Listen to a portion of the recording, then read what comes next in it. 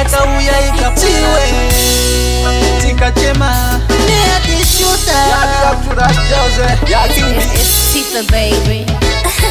bana bantu bazere mu masango kumumane nyuchi ereze mu makose baputi bona bachokera mugambo shungu kuri kutwagaora rangwana sikana vanore kwa vachijamba amapota kuzama kunotsvaga chipa mwene bota mumba mugariki vana vachipopota maita vane nzara mapoto vachikokota Zimbabwe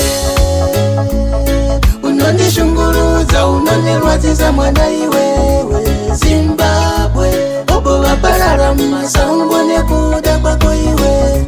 Zimbabwe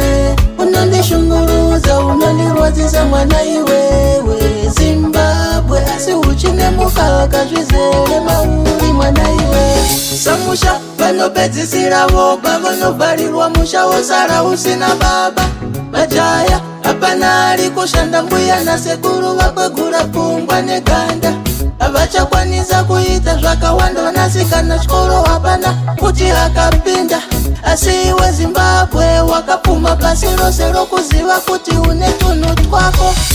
Zimbabwe unondishungurudza unondirwadzisa mwana iwewe Zimbabwe bobo vaparara mumasango nekuda kwako iwe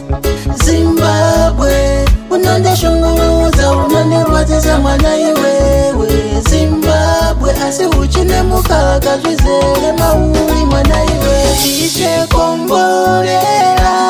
Zimbabwe ngaisimudziwe zita rayo Ishe komborera isu mhuri yayo Zimbabwe unondishungurudza unondirwadzisa mwana iwewe Zimbabwe bobo vaparara mumasango nekuda kwako iwe Zimbabwe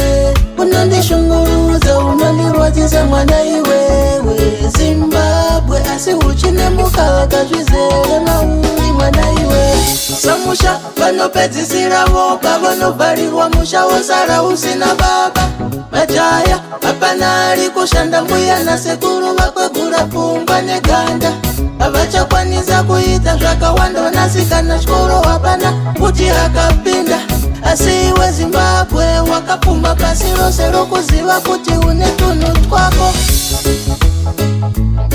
unondishungurudza unondirwadzisa mwana iwewe Zimbabwe bobo vaparara mumasango nekuda kwako iwe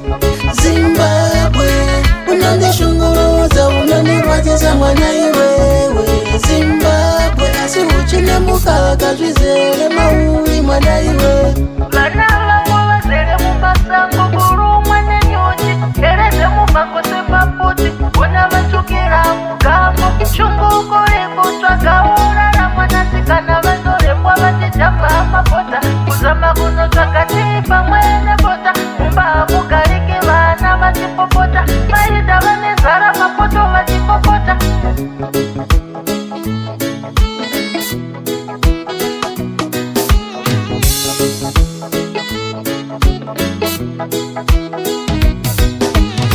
patinopinda tichienda tichishanda isu tinobatwa ose napose varanda isu patinopinda tichienda tichishanda isu tinobatwa ose napose varanda isu